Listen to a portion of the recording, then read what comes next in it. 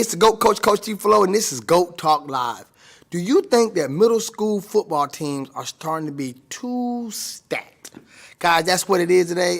This actually came from a comment that I put on the CGY Sports page. Make sure you're following that page on Facebook, Instagram, and YouTube. Got to get our, and TikTok. We on TikTok now too, so we got to get these subscribers up on all platforms, guys, you know, so we can start getting that moolah from our subscriptions. But anyway, the inspiration from this video came from a post that we made, and it was really about varsity football, and everybody collectively said that if kids, for whatever reason, that they transfer, or whether it's educational, whether it's hardships, if everybody went to the school in the district that they lived in, people thought that Kendrick would be the powerhouse.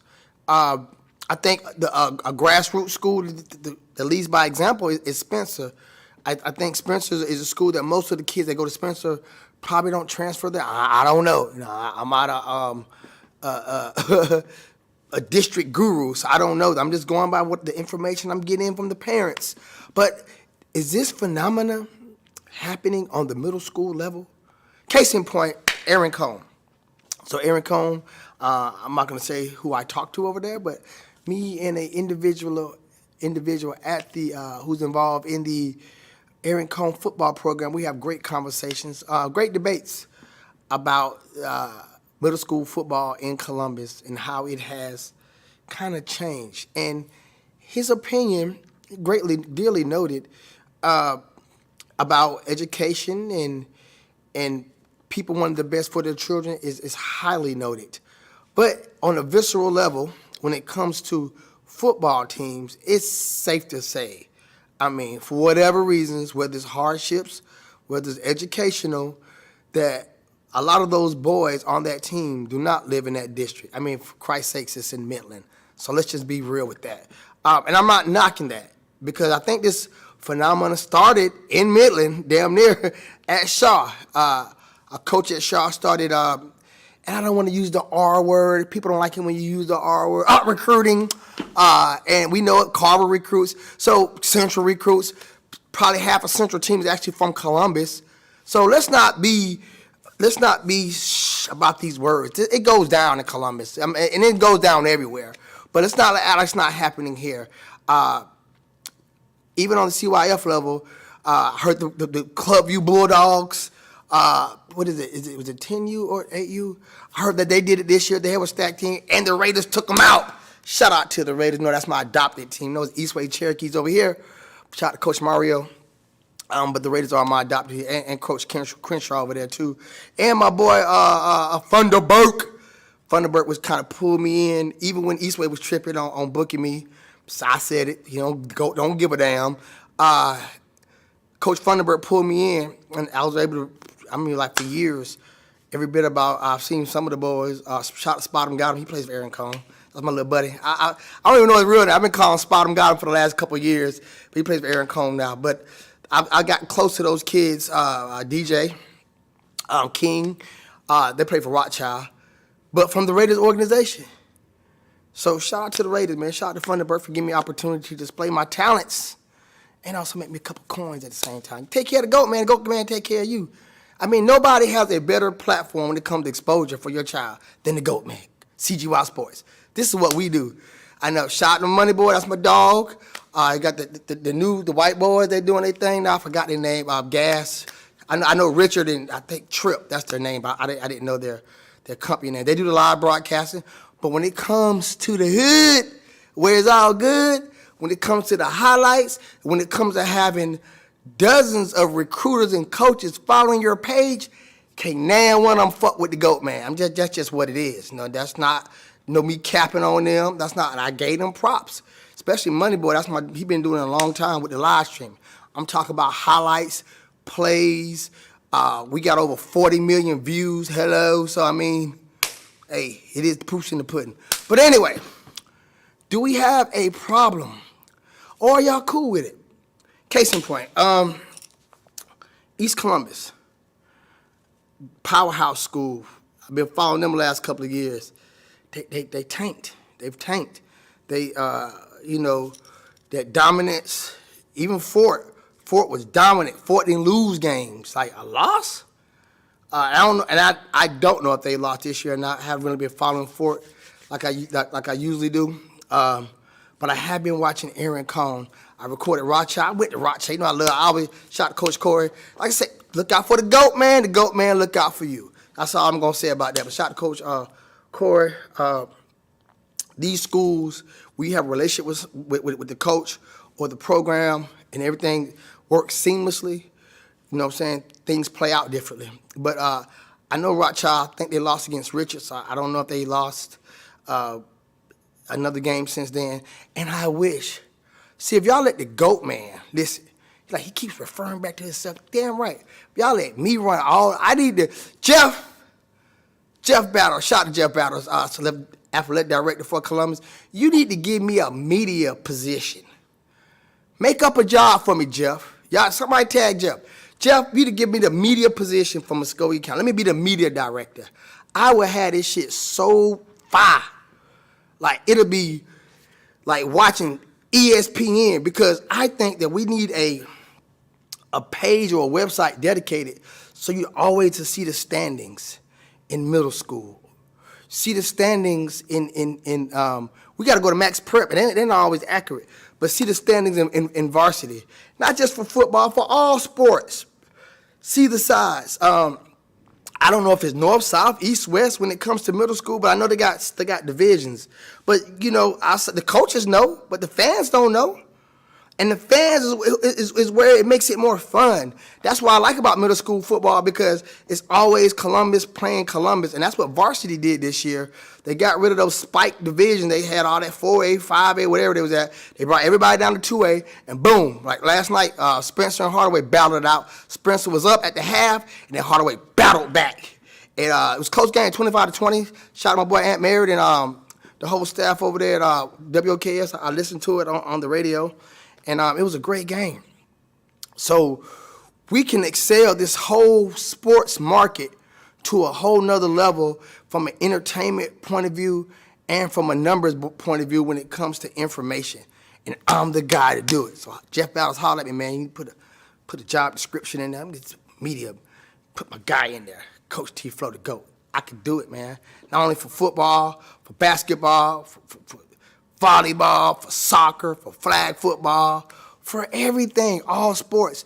You need to be a website dedicated for you to see the standings, for you to see the divisions, so you can see the scores, so you can see if the coaches could take, chart the information, they can, when they get home from the game, they can put it in, okay, this person had this many catches. Maybe I'm looking too far into it, but hey, if you have a stat person at each school and they keep the stats and they have, let me going too far. You know, I'm a dreamer guy. I'm a very optimistic person, as y'all can tell. I'm also confident in my skills and my abilities. I know we can do this, Columbus. But back to what we were talking about. East Columbus has fell off. I remember Aaron Cone, the Bulldogs were mediocre at best. And now Aaron Cone is the dominant. Is this fair? That parents can work the system and collectively get together and say, hey, guys, because there are rumors in the streets. I mean, come on, guys. Y'all, if people who are watching it, they all already know. It might not have came from a school admin, but it was definitely some behind-the-scenes things going on to get this team to where they're at now. I mean, they're beating people 50-0 at halftime. Middle school now. It's like, what? Not just one team, three teams, 4 teams. They just super dominant. So, and I'm sure that just on the level how things work, that whole team's probably either can go to Northside or Carver. Just being one thigh wild about the situation. Outside of somebody moving, outside of having that one kid, I don't want to go there, I want to be my own person. That comes into the play too, but more than likely, that whole team's going to go to another high school team, and they're going to make a state run. Is that what we're teaching our kids now? That, hey, you know what? We're going to put all of you superstars or all you athletic kids on one team. Even though you don't stay over here or live over here, we're going to make it work and let you go through the system like that. What about the kids who stay in the district? I'm just using the Knights. The Knights have fell off. They're undefeated. We know East Columbus is where the fire at. The athletes, the heart of athleticism has always been the East Columbus. Like I said, I don't know Fort record. I think Rothschild has a winning record. But East Columbus, I covered them a couple years ago. They was fire. Matter of fact, they got knocked out in the semifinal, I think a year or two ago. Me and TJ went to the game. We were shocked when they lost. We thought, matter of fact, I'm going to find that clip. We thought East Columbus was going to take it all, and to see them go from that to being winless this season. And I don't know what Eddie O'Baker's doing, but it seems like it's been a shift. It's like it's been a shift. Like, okay, they're on a CYF level. You see him develop. Things start to move. I'm get this child. Is that what we're doing now, parents? We're not letting the kids just develop in the district that they live in. Let them play. If you're in Phoenix City, ain't no way in the hell you probably be praying for Eastway. That's just how I feel about it. If you stay in East Columbus, you shouldn't be playing for Clubview. I mean, that's just how I feel about it. I'm not perfect. I don't know everything. But it's like it's a lot of recruiting and stuff going on, and the game wasn't like that back in the day. Let these kids be kids, parents. Y'all putting too much into this in the development stages of the sport, making it too serious. It's okay to gamble and all that stuff like that, but, don't make it so intense where these kids feel like winning's the only thing that matters. And then if you put all of them on one team, what happens when you get to college? I mean, if you're trying to take your kid to the next level, if that's the end game, I feel like we need to give these kids a chance where they're at. We all know that economics plays a part. Everybody's not fortunate as everybody else. This kid might really do stay in the Midland area. But there might be another kid in the Midland area who might be good, who might be missing out on an opportunity because you done bought these kids who stay in South Columbus up here, and then they took a spot from here. What about that kid? I'm just playing devil's advocate. Everybody have fun. I wholeheartedly, I love middle school because it's that transition time, but it's still development.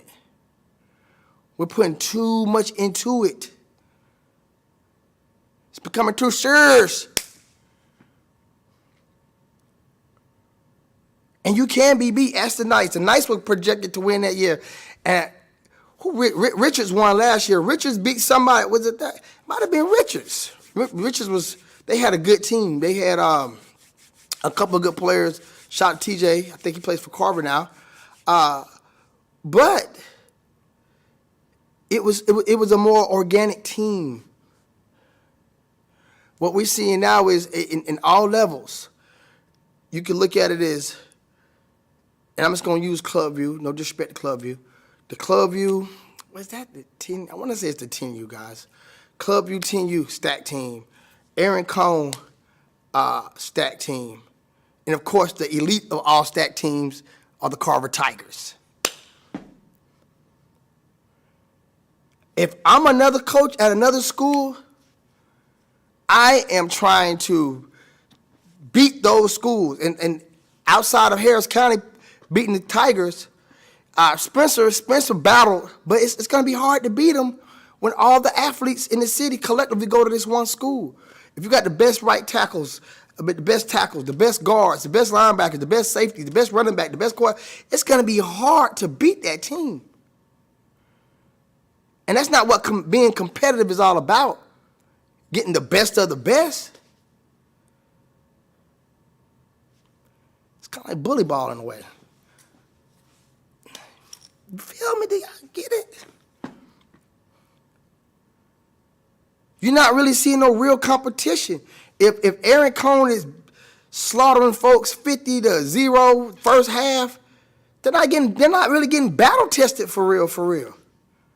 If that's the case, you need to put them in the national registry. Let them play the best in Bama. Let them play the best in South Carolina. Let them play the best in Florida. Then you'll see what you're really working with. You're playing bully ball. Not to mention, kids can get hurt, man. I be seeing these, if it's not balanced, these other teams that don't have them athletes, they get teed off on. I'm out there, guys. I'm at these games. Every other play, injury. Kid don't even want to go out there no more. Shit hurt. Just a little GOAT talk, man. Y'all chime in, put it in the comments. What do you think? Do you think this is something that's going to continue? Do you think that the power that be need to get involved? Because if I'm a coach at one of these schools not performing, I'm campaigning. Hey, man, we need to, what? And of course, I know they got this system placing, the magnet program, the hardships. Oh, that's a fallback. And parents, true enough, we want to be winners. But if your son goes out there and gives it all he got, and you're proud of his performance, whether his team actually wins shouldn't matter as much as long as they won. Your son playing right tackle or left tackle, blind side, and hey, maybe the quarterback threw the ball, the receivers are not that good. But he made sure that he didn't get no sacks on his end. Ask Mikael.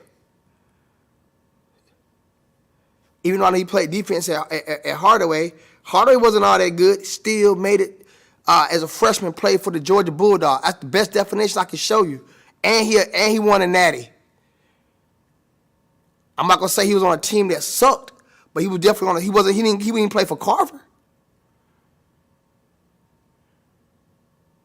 He plays for a top 5 D1 program. Go Dogs!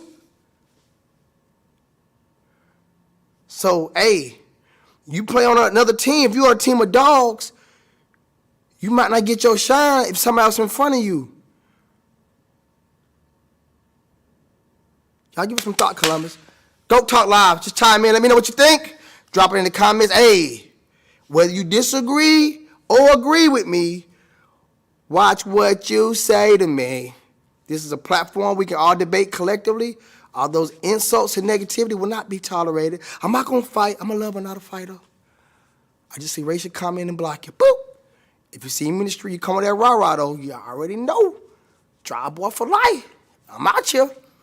I'm just kidding. All right, guys. I want to see what you guys say. Are these schools, not just the schools, like I say, even in CYF, are they starting to get too stacked? Are parents too focused on winning and not letting these kids be kids and enjoy the game? Go Talk Live with the Go Coach, Coach T Flow. Peace. Boo, boo, boo, boo, boo. Pew, pew, pew. Brah.